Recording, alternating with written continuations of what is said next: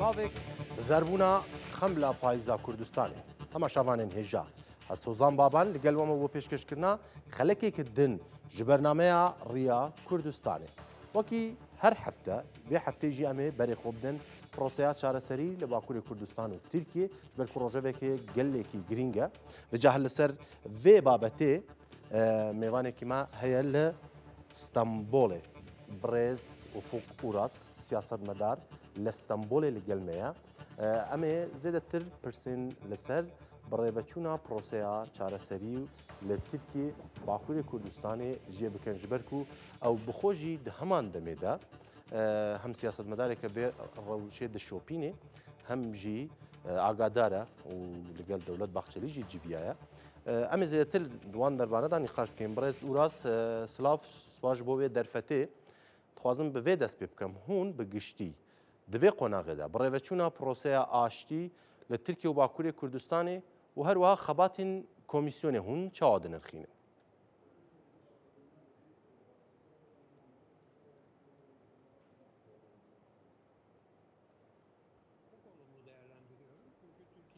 Gelekî erênî ez lê dinêrim ji ber ku di parlamentoyê de hemû beş divê de vê meselê dinirxînin. Li aliyekî din dayîkên şemiyê dayîkên aşitiyê tên vê derê û em wana tên guhdarî kirin. Ji ber vê jî mesele ya herî giring ew e ku di parlamentoyê de tê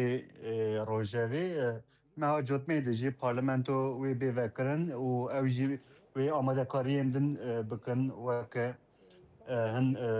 qanûn yasa wê bên rojevê ewna wê bê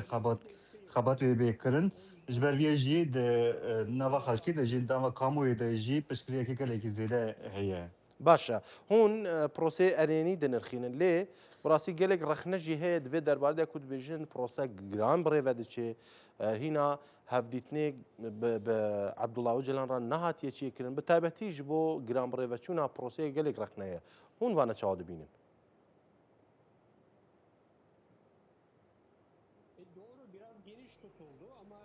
Belê belê rast e hinekî giran dimeşe lê dem partî dîsa jî gelekî tesîreke erênî li ser vîya dike xebatên baş dike li ser vîya. Bo ku ew metrosiya li ser civakê bê pişxistin jî paşxistin jî ev mesele hinekî giran diçe. Li dema dinyayê de dinêrin ew şerên ku di nav xwediyên dinyayê de dinêrin jî wisa ye lê ew hine pir sene ku xelk divê erê bike yani civak erê bike ji ber vê jî hetê nav pirsgirêke mezin derneketiye. Belê. Hûn helwesta Dewlet Baxçelî û ji aliyekî Recep Tayyip Erdogan li ser vê proseyê bi nêrîna we cudabûnekî têda nîne divê nêrîna wan li ser birêveçûna proseya çareserî li Tirkiye û Bakurê Kurdistanê?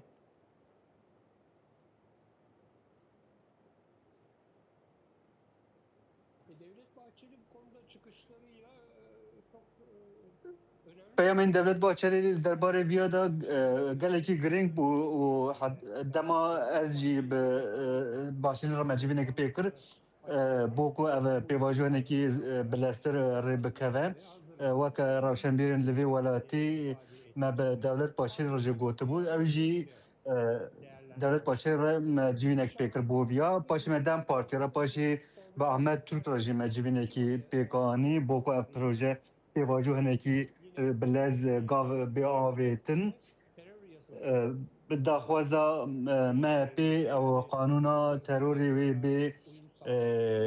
guherandin bo ku ev bi hemû dinyayê re jî wekevî çê bibe yani weke qanûnên din dinyayê de hatin amadekirin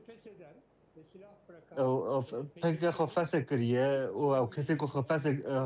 çekê xwe dayîne tenê vê derê bo wane jî wê amadekariyên çê bikin ev jî wê meha cotmeyê de jî bo wane jî wê amadekarî û yasa bên derxistin. Belê. Baş e gelek bi taybetî ji alî pekekê ve taybet û pişa Dem Partî jî bi giştî raya giştî ya Kurd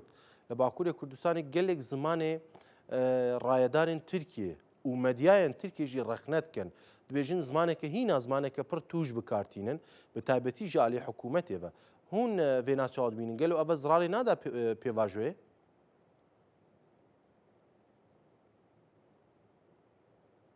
Tabii ki zarar veriyor.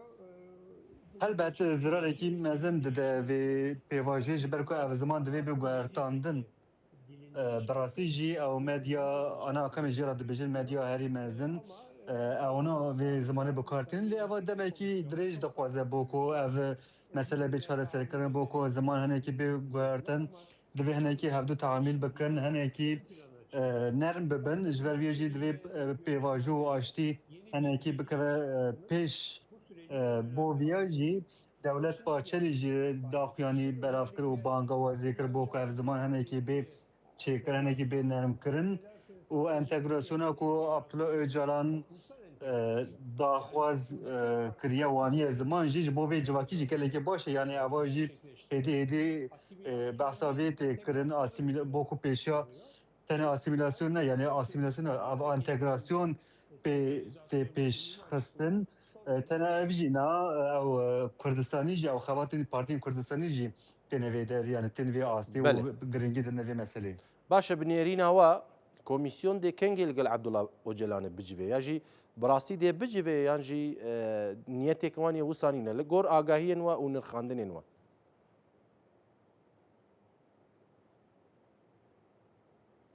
Şöyle DEM heyeti Öcalan'la görüşmeyi Şandeya Dem Partî civîna bi Erdoğan ra nexiste û xeta sor ji ber ku hin alî naxwazin ev naxwazin ew mesela CHP jî ew hin aliyên rast jî ew jî naxwazin bô ku ev komîsyon biçe îmralî civîn pêkir bi Abdullah Öcalan ra lê bi her awayî Öcalan bô ku ev pêvajo bileztir gav bên avêtin û nêrînên xwe bi xelkê ra bi civatê bi medyaya ra parve bike gelekî giring e ev ji ber ku ew serekeye û kes Öcalan rola wî ya serekeye ji ber vê jî divê evana hemû bi Öcalan re civînekî pêk bînin hem ev alî hem jî li aliyê Sûriyeyê bû ku SDG bi hikûmeta Şamê ra jî civînê bikeve beşdarê hikûmetê bibe û bi wan re êrînî tev bigere ev jî gelekî giring e bo peyamê Abdullah Öcalan. بله باشه برز و راست gelek de medyayên Tirkiyeyê gotegotê ku dibêje we li îmralê li gel Abdullah Öcalan civîya ye bi rastî tiştêk wisa heye ango peywendiyek we li gel îmraliyê çêbûye rast rast jî ya ne rast rast hayır olmadı. Yani zaten Na nebû bi Abdullah Öcalan civîna me çê nebû eger hebûya min ê eviya eşkere bikira lê me xwast ku ez me serlêdan kir bû ku ez biçim îmralê bi Abdullah Öcalan civînekî pêkînim. bersiva serlêdana we hatiye gelo bersiva serlêdanê hatiye hayır yeni başvurdum ama anladığım kadarıyla Na min nû destpêkiriye hetalî niha hîn bersiv nehatî ji ber ku gelek kes serî lêdane hem rewşenbîr hem rojnameger serlêdan çêkirine lê bawerim ew rojên pêş de pêşiya me de ew ê diyar bibe ka wê erê bikin yan na lê ev gelekî giring e eger bixwazin rê bidin em biçin wir. بله باشه ez dixwazim vê bipirsim hûn divê bi rêveçûna proseyê de semîmiyetێkî dibînin yanî ji ber ku pekekê xwe fesix kir û grupêk jî wek nîşan bide ku niyetê wan heye semîmî ne çekê xwe şewitandin lê gelek rexne ji aliyê hikûmet û dewletê tê dîtin hûn vê naçawa dinixînin yanî semîmiyetêk di proseyê de tê dîtin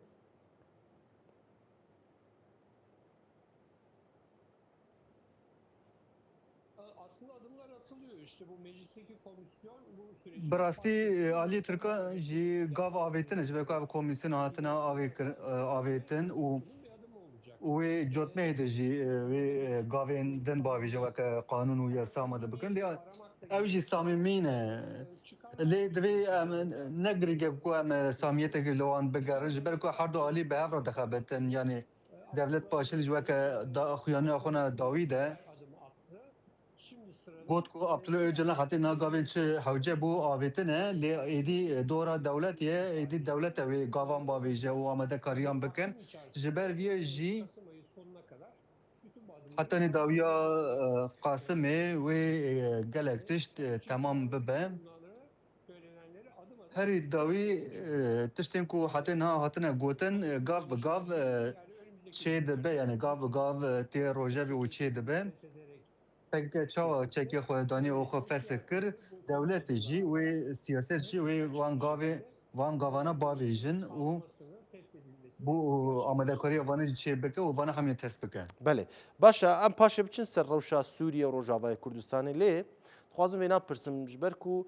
dewlet baxçelî bi xwe dema di parlamentoyê de cotmeha sala borî axivî behsa vêyekê kir ku em ê mafê hêviyê ji bo Ebdullah Öcalan bixin dewrê de lê heya niha zêdebarî biryara Konseya Ewropayê jî Konseya Wezîran ya Ewropayê ji bo mafê hêviyê ji bo Ebdullah Öcalan lê ta niha dewlet yanî ciddî nêzîkê vê meselê nabe û wek dibêje bersîva vê yekê nade hûn vê naçawa dibînin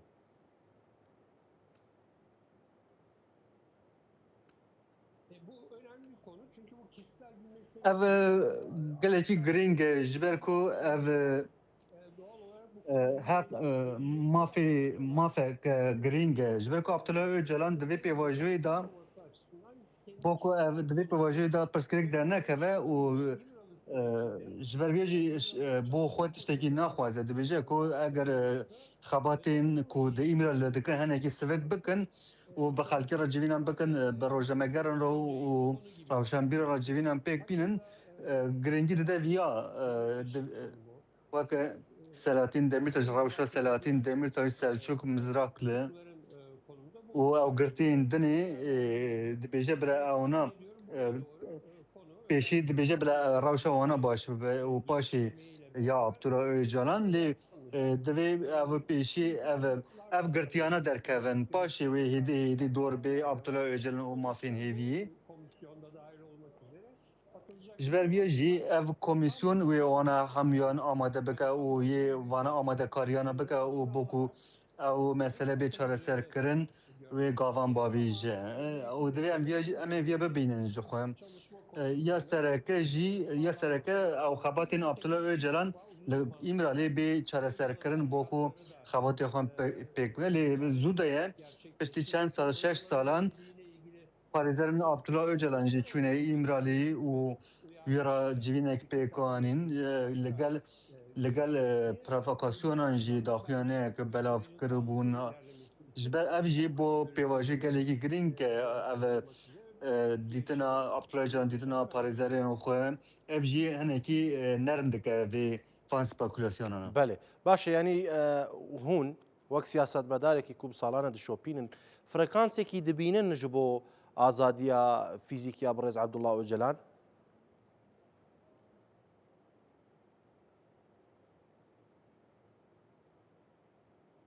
Kısa dönemde beklemiyorum ama İmralı'da koşuldu. Bi demeke kurta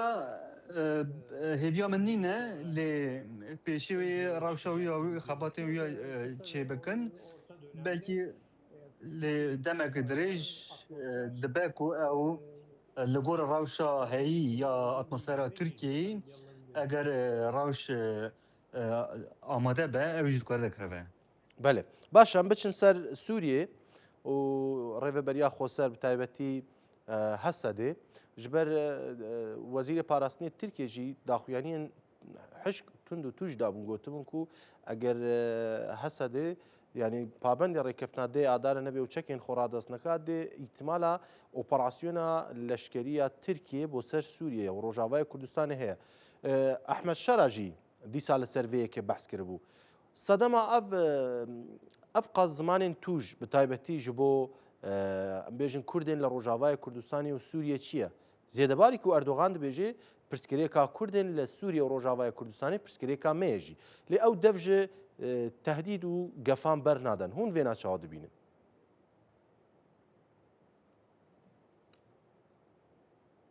Yani bu tür spekülasyonlar oluyor ama Ev tiştên spekülatîv dibin yani bi awayekî lê müzakere û dîplomasî berdewam e lê tiştên wiha hinekî spekülatîv in. anlaşma, uzlaşma Dinabera SDG û Şamê da ez bawerim ku ew çê bibe, ew aştî çê bibe, ew hêdî çê bibe. Ji ber vê jî Alevî, Durzî û Kurd wê di nava haka Sûriyê da buwayekî aştiyane bijîn lê SDG ew çawa entegre wê derê be rojava wê çi bibe ew ça bênas kirin wekî hûn jî dişopînin Erdoğan jî ji bo SDG gotibû ku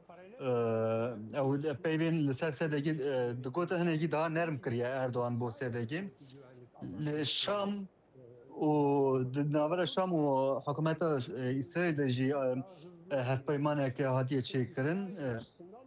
ji ber vê bo İsraîlê jî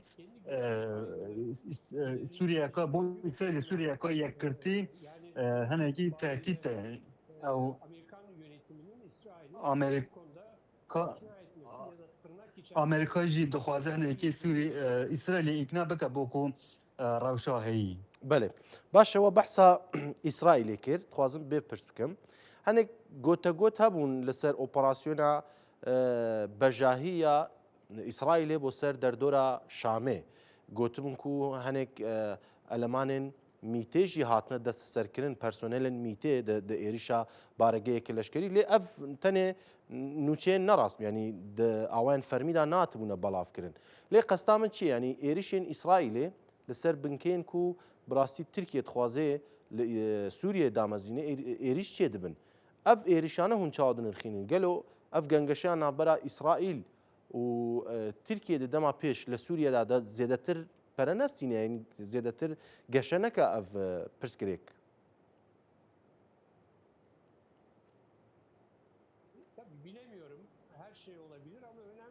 Ez nizanim li her tiştî be ya herî pêwîst ew e ku Sûriyeka yekirtî bo ku Sûriyeka yekirtî xelkê Sûriyê divê biryar bide yanî ew ên din na entegrasyona ku li Sûriyê niha rojevê de ye ew ê wê mafên ew kesên dinê çawa nas bike weke Durzî û Kurd û Alewî wê mafên wana çawa nas bike Rêveberiya Trumpê jî hinekî di vê alî da peyaman dişînin axaftinan dikin eger wisa nebe mesele wê bikeve şer û operasyon çêbibe bo Kurdan jî wê wisa bibe rêveberiya şarayê wê niha dest bi xebatên xwe kiriye ka wê rojên pêş de çi bibe. بله باشه اون وەک سیاسەتمەدارێک و ساڵانە دشۆپینن بە نێرینەوە ڕەوشە سووریێ ئارامیەکی بخۆوە دبینێ یان دێ ئالۆزی و تەبلیغەبی هین بەردەوام ببن.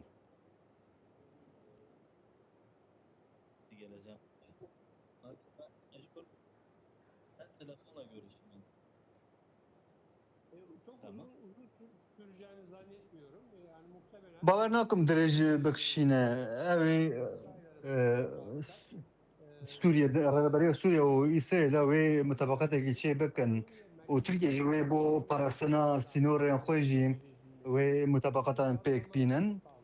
ev jî wê rahat bike vê pêvajiyê li aliyê din dije rojeva weke rêveberiya ku rojeva jî û weke demokrasiyeka bi xwezayî jî wê rewşîn bike ji ber ku demokrasiya li rojava pêşeviya jî vedike li aliyê din de jî weke ew welatên din ew ên derdor jî divê bi vê zemîneke bi vê awayî çê bikin. باش باشه gelek spas برێز ئوفوق وڕاز سیاسەتمەدار لە ئەستەمبۆلێک و لەگەڵ مەبووی سپاس. هەربیش بەلێ تەماشاوانێن هێژا نەها میوانێک مەیدن ئامادەی حیا ئامادە بێت خوازم بەحسا چەند خاڵێکی بکەم بە تایبەتی مەسلەیە مافی هێویە ئەم دە بەرنامەی خۆیان ڕیا کوردستانێک و زێدە لەسەر دسەکنن پڕێڤەچوونا پرۆسەیە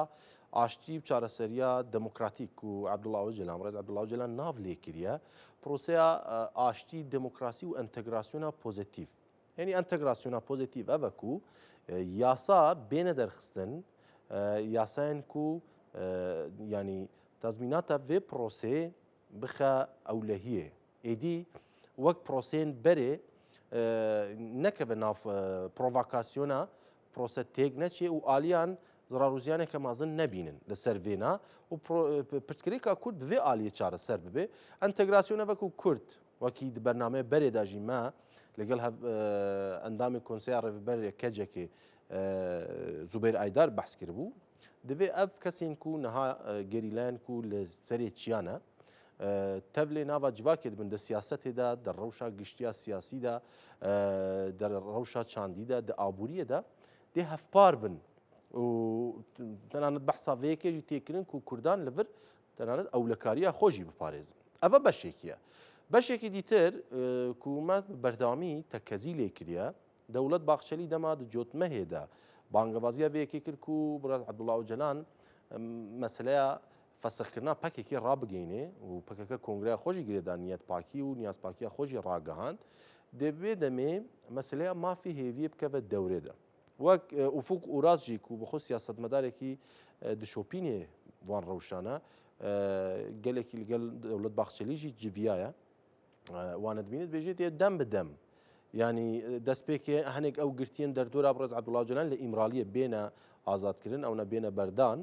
پشرا لە داویەدا عەبدوڵڵا ئۆجەلان دێ ڕەوشێکە گونجاو ji بۆ بێتە دانین تەوێک و بەڕاستیمە تمی نۆتên عەبدوڵڵا ئۆجەلاندا و دەما کەسێن سەردانێ وان بکەن لە ئیمرالیێ gelek caran behsa vê ketke ku ez ji bo xwe tiştekî naxwazim yanî armanca min destpêkê da birêveçûna proseyê ye û beriya her tiştî bi avayeke demokratîk û aştiyane çareserkirina pirsgirêka Kurd e û demokratîzekirina Tirkiye lê bi milyonan Kurd daxwaza azadiya fîzîkiya Birêz Ebdulla Öcalanê dikin û vêna jî wek yekanerêya birêveçûna bi ewleya proseya aştiyê dibînin. Pekekê jî yanî pekekê xwe fesix kir lê endamên vê tevgerê yani rêveberiya vê tevgerê gelek cara bi tekezî behsa vêkê kirine ku armanca sereke ya jî şertê me ê sereke ji bo birêveçûna proseyê ev ku divê rêberê me bi awayeke fîzîkî ji zindan bête azadkirin hemî alî jî ittifaqin bi taybetî yên Kurdan li ser vêna ku ji xwe aktorê herî sereke bi rêveberê herî sereke ya proseyê ji alî Kurdan ve Ebdulla Öcalan e. Lê dema Ebdulla Öcalan di girtîgehê dabê destûbal nevekirîne ji bo ku bikaribe proseyekî birêve bibe. Li ser vê babetê behsa zêdetir behsa yasayî ji bo hem Birêz Ebdulla Öcalan hem giştî girtiyên siyasî li Tirkiye û Bakurê Kurdistanê Birêz Serhad Çaxmaq li gel me ye li ameda rengîn ya Bakurê Kurdistanê ye. Kekê Serhad hem parêzer e hem jî hevserokê giştiya Komeleya Parêzerên Hiqûqnasên ji bo azadiyê ye OHAD ya giştî ye. Kekê Serhad silav ji bo te spas ji bo vê derfetê. Ez dixwazim pirsa xwe bi vê dest pê bikim. Bi giştî hûn wek parêzerek yanî ji ber bêjin endamên bûroya sed sala Esînê jî serdana Birêz Ebdulla Öcalanê kirin. Di vê rewşê de hûn birêveçûna prosê û xebatên komîsyonê çawa dinirxînin? Xebatê komîsyonê belê avakirina komîsyonê hem girîng dibînin ji bo vî pêvajoyê lê belê heta niha jî komîsyonê ku em bibêjin wiha xebatekî destgirtî êj nekiriye heta niha hevdîtinan kiriye lê nabaroka wan hevdîtinan jî heta niha li gorê gîraniya pêvajoyê ciyê xwe negirtiye. Ji bo navê jî hewce dike komîsyon êdin xebat gavên destgirtî biavêje û ev yekem jî ev e ku Birêz Öcalan re hevdîtin bike piştî wî jî li ser guhertina hinek qanûnan gavên destgirtî biavêje. Belê. Baş e kekê Serhad dixwazim em hinekî zêdetir bi hûrgulî behsa meseleya mafê hêviyê hûn ji me re bikin. Me gelek cara behsa vê yekê kiriye lê ji aliyê hiqûqî ve niha مافی هێویە چییە و بگشتی کۆنسیا وەزیرن یا ئەوروپاژی یا یەکێتی ئەوروپاژی بڕیار لەسەر vەیەکێ هەبوو دخوازن زیاتر وان مەسەلا ژوا ببیسن ji bo ku hem temaşavanê men jî li Başûrê Kurdistanê vê meselê baştir fêm bikin. Mafê hêviyê ev e ku şexsekî rojekî wextê girtîgehê de bi rojekî azadbûna xwe bibîne. Di nava Kanûna Cezayê Tirkiyeyê de cezaya heta mirinê girtîgehê de bimîne heye. Ev qanûn jî li gorê pergala dadgeha mafên mirovan yên Avrupayê li gorê mantıqa wan tiştekî nemirovî ye. Di sala 2003 da piştî wî 2004 da li hemberê İngiltere'ye û li hemberê İspanyayê van biryaran daye gotiye ku hûn şexsekî nikarin heta mirinê girtîgehê da bihêlin. Divê hûn qanûna xwe yê înfazê li gorê şexsek rojekî hêvî bike ku azadiya xwe dest bigire û heta mirinê nemînte girtîgehê. Piştî wî wan biryaran jî 2014 da parêzerên Birêz Abdullah Öcalan serlêdan kirbûn dadgeha mafên mirovan ên Avrupayê û 2014 da ew biryar derket got ku înfaza qanûna înfaza di nava Tirkiyeyê de heye pê ku hatiye damezrandirin ne mirovî ye ne hukûqî ye ne edaletî ye divê ew qanûn bête guhertin û Birêz Öcalan rojekî azadbûna xwe bibînin. Hêviya wî hebe. 2014 heta îro jî hêj ew biryar nehatiye bikaranîn û qanûna înfaza Tirkiyeyê de guhertinek çênekirine. Ev mafên hêviyê ne tenê ji bo Birêz Öcalan e niha hezaran zêdetir girtî di nava girtîgehên Tirkiyeyê de hene û benda vî mafê ne ku ev maf ji wan re bête bikaranîn qanûna înfazê de guhertinek çê bibe. Hûn dizanin ku 15 îlonê Komîteya Konseya Avrupayê civî bû û di rojan vî biryarê li ser vî biryarê nîqaşkirka salek dem dabîne Tirkiyeyê di nava vî salê da Tirkiye çi kiriye? Anî zaman ku 2024 heta 2025 Tirkiyeyê ji bo guhertina vî mafê gavek neavêtiye. û girîngiya biryara komîteyê yek jî ev bû binê 25 salan xêst kir. Ev jî tête çi watê yanê îro daxwazê komîteyê ev e ku şexsekî Tirkiyeyê de girtîgehên Tirkiyeyê de bibe herî zêde 25 sal girtî bimîne. Piştî wî 25 salê divê şexs hêdî pêva ji bo ku azad bibe mekanîzmayekî wî ava bikin. û destnîşan da got ji bo vê bila komisyona binê meclisê de hatiye avakirin ew komisyon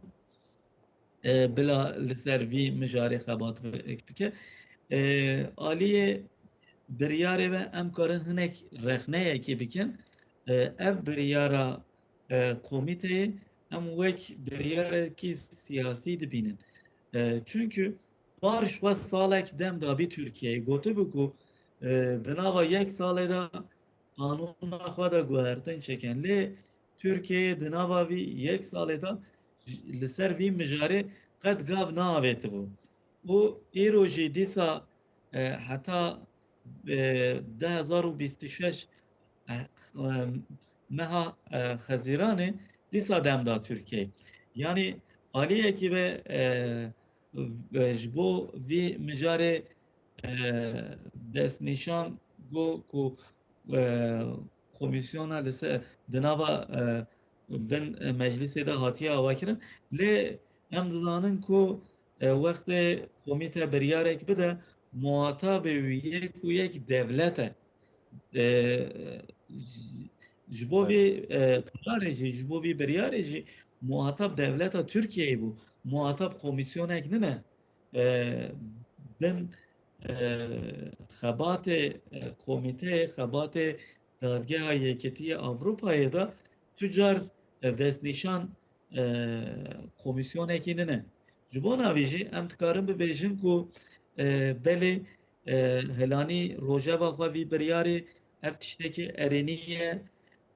konsey vî meselê de nete. Dibe ku ev biryar gelek bibête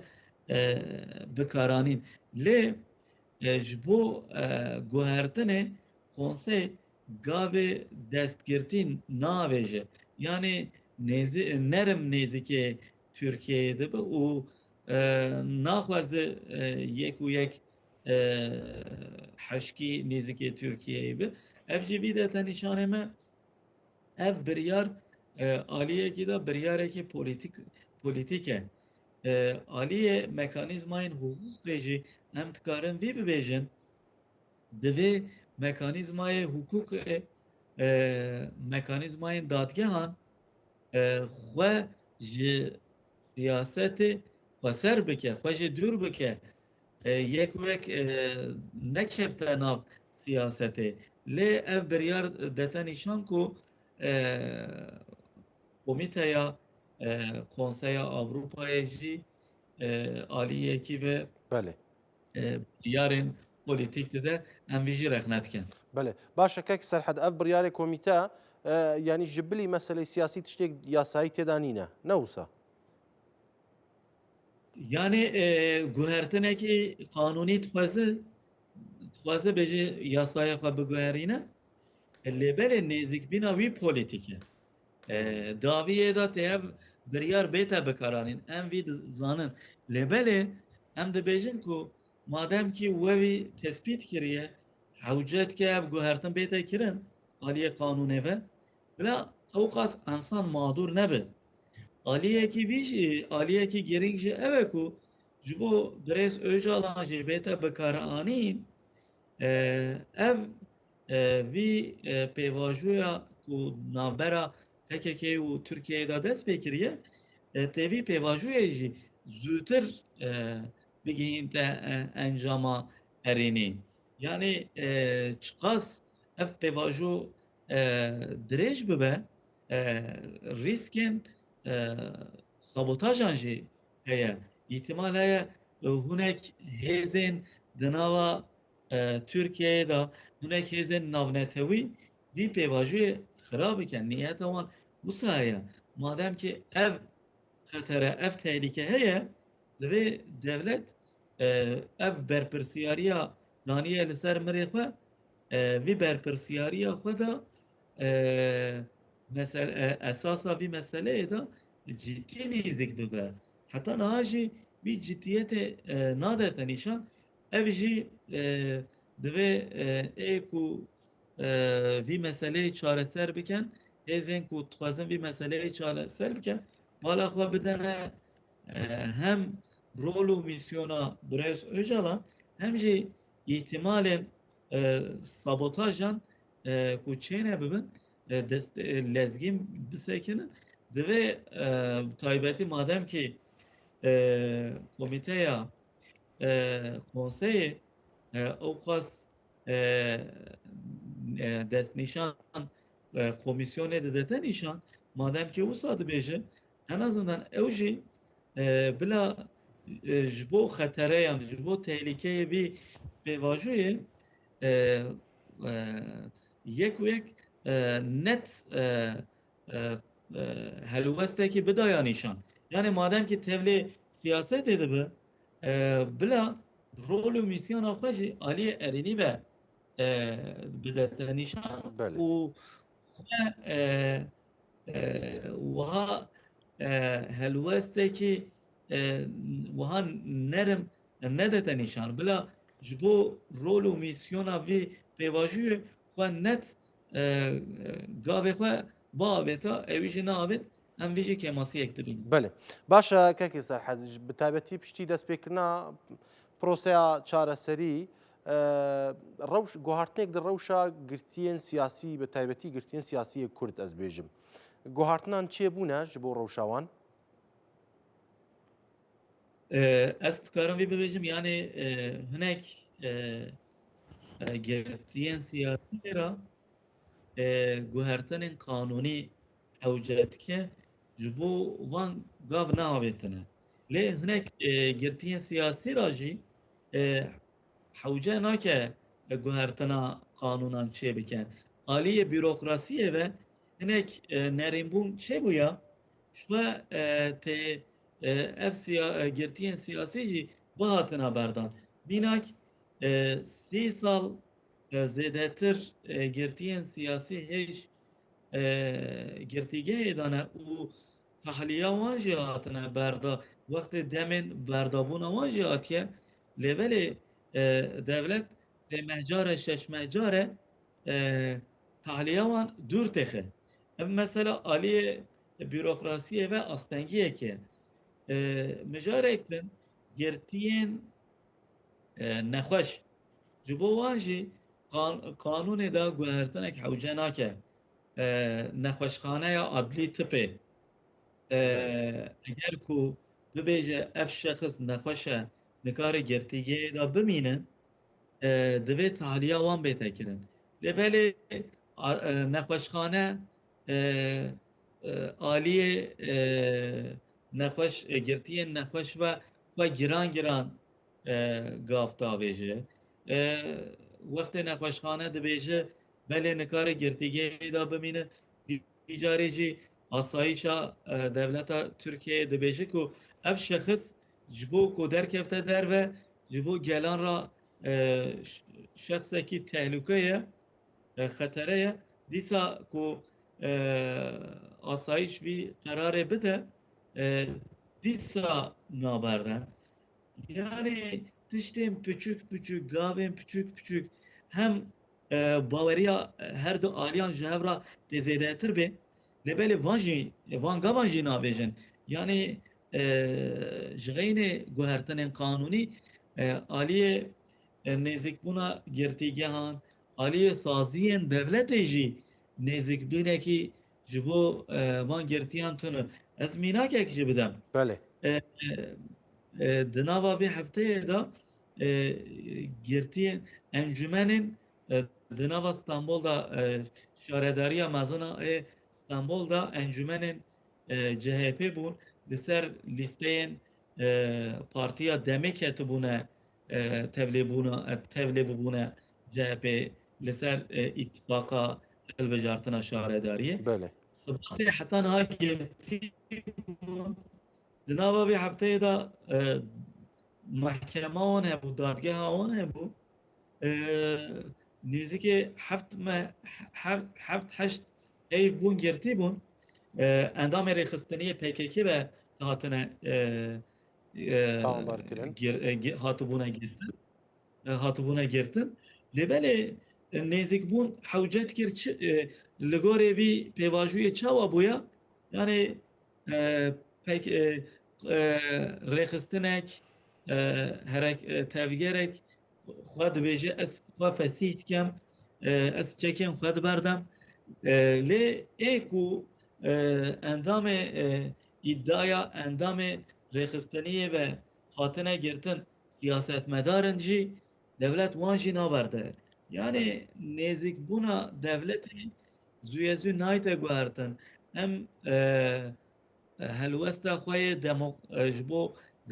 demokrasiyê gavên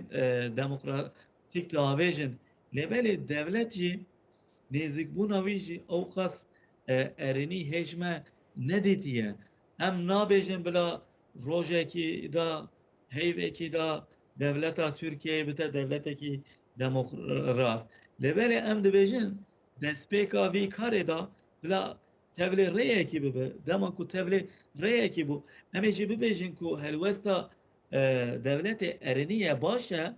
همه باوری آخه پی بینه همه بیجن اوا داویه دا تبی مسئله چاره سر بکن لی دولت هیچی نت ننه تشتا مروف هری یکم بنیر خینجی اوه بله دوی دولت هلوستا خدا نت ببه گاوه خوشی لگوری وی بابیجه بله باشه وەک پرسا داویێ نەها مەسلەی ڕەوشە ڕێز سەلاحەدین دەمیرتاژ و گرتیان دیتر بتابەتی وەک فیگەن یوکسەک داخ زێدەباری و کۆمیتەیە کۆنسیا وەزیرینی ئەوروپاژی لەسەر vêna بڕیاردا بوو لێ لە گۆڕەی گوتنێنەوە دیسا ئەم vênaژی دکارن وەک مەسلەیەن بگشتی هەم مافی هێویەش بۆ بڕێزۆجەلان و گرتیان دیتر بگرن دەست ینی بڕیار بە تەمامی بڕیارێکە یاساییە و ینی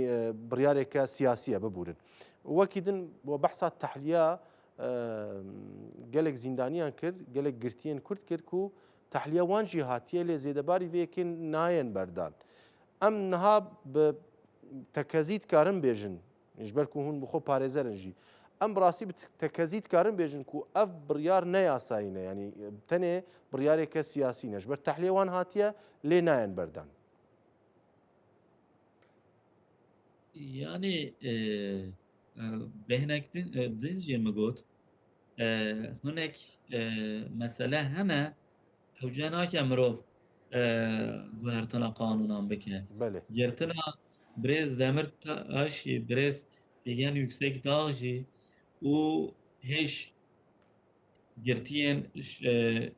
hevserokên şaredaran jî hemû jî ev biryar jî hemû girtina wan polîtîk bû ne hukukî bû belê çünkü aliyê hukukê ve sedemekî tune bû ku hatibûne girtin şe dadgeha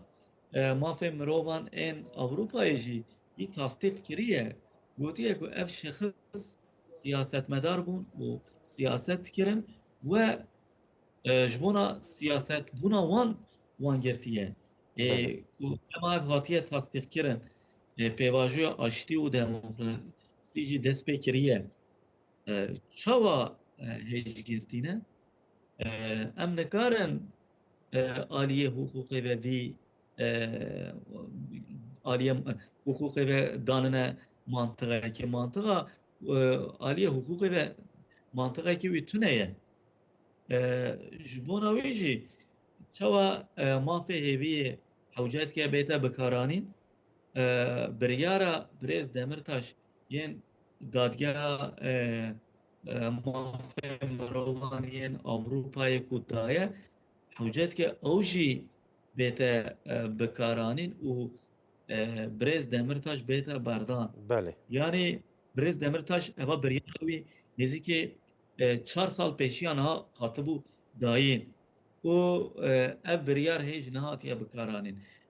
melheze bikin devletekî ku bibêje ez devletekî hukukî me ez xwe li gorê makezagonê yanê li gorê anayasayê xwe rêveber dikim û ne biryarê dadgehan bikartîne ne aliyê qanûnê ve gav dabêje û armanca wînê niha yekem çi ye berdewamiya iktidara xwe ye pekî ev armanc aliyê hukukê ve ku mirov tîn te pêş çavan tiştekî hukukî ye an ne devletekî ku bibêje ez devletekî hukukî me divê pêşî qanûnê xwe bikar bîne belê yer ku qanûnê xwe bikar neyne devletekî meşrûbûna wî jî divê bête nîrxandin meşrûbûna wî jî xeterê da ye divê ê ku di nava vî devletê da baweriya wî qanûnê hebe baweriya wî hukukê hebe divê helwesta iktidarê ku wiha gav dabêje rexne bike û li hemberî wî polîtîkayê bisekine belê Başa gelek spas dikim bi rêz Serhad Çaxmaq hevserokê giştiyê komeleya حقوقناسên ji bo azadiyê o hadiya giştî li Amedê spas ji bo wê derfetê. و Belê temaşavanên hêja em bi wî awayî hatin daviya bernameya xwe ya vê heftê. Hefteyek dîtir heman demjimêrî li benda me bin ji bo mijareke girîng li Bakurê Kurdistanê ya ji Rojavayê Kurdistanê. Heya hefteyek din şad, bextewar, azad bijî.